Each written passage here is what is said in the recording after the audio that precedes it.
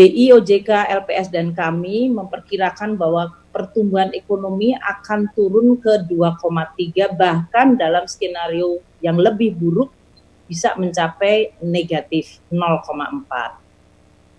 Sehingga kondisi ini akan menyebabkan penurunan kepada kegiatan ekonomi, maka berpotensi menekan lembaga keuangan. Karena kemudian kredit-kredit tidak bisa dibayarkan atau bahkan diberikan relaksasi untuk tidak membayar, dan perusahaan-perusahaan mengalami kesulitan dari sisi revenue atau pendapatan, dan tentu saja kemudian mempengaruhi kemampuan mereka untuk membayar utang-utangnya.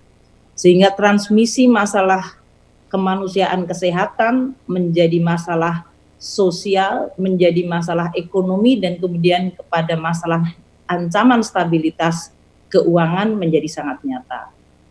Outlook dari pertumbuhan ekonomi kita yang menurun di 2,3, bahkan kalau berat bisa negatif, adalah karena konsumsi rumah tangga akan menurun, investasi juga akan menurun.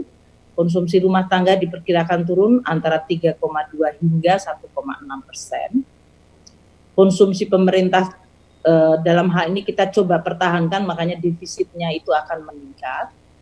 Investasi akan merosot dari pertumbuhan yang kita tadinya perkirakan ada di 6%, merosot ke 1% atau bahkan negatif 4%.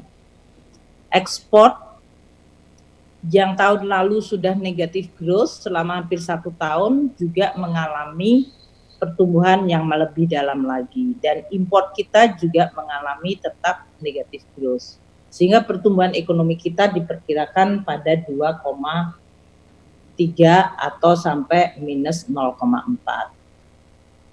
Berbagai pihak yang terkena atau bagian-bagian ekonomi yang terkena dampak ini adalah dari sektor rumah tangga yang kita perkirakan mengalami penurunan cukup besar dari sisi konsumsi karena mereka tidak lagi melakukan aktivitas di luar rumah, sehingga konsumsi akan menurun cukup tajam. Sektor UMKM adalah yang juga terpukul, yang selama ini biasanya menjadi safety net, sekarang mengalami pukulan yang sangat besar karena adanya restriksi kegiatan ekonomi dan sosial yang mempengaruhi kemampuan UMKM yang biasanya secara resilient bisa menghadapi kondisi. Di tahun 97-98 justru UMKM itu masih resilient. Sekarang ini di dalam COVID ini UMKM terpukul paling depan karena ketiadaan kegiatan-kegiatan di luar rumah oleh semua masyarakat. Dan kemudian sektor korporasi yang kita perkirakan akan mengalami tekanan, tadinya dari supply chain, kemudian masuk kepada sales, perdagangan, dan tentu dari sisi aktivitas masyarakat sehingga revenue baik di domestik maupun ekspornya.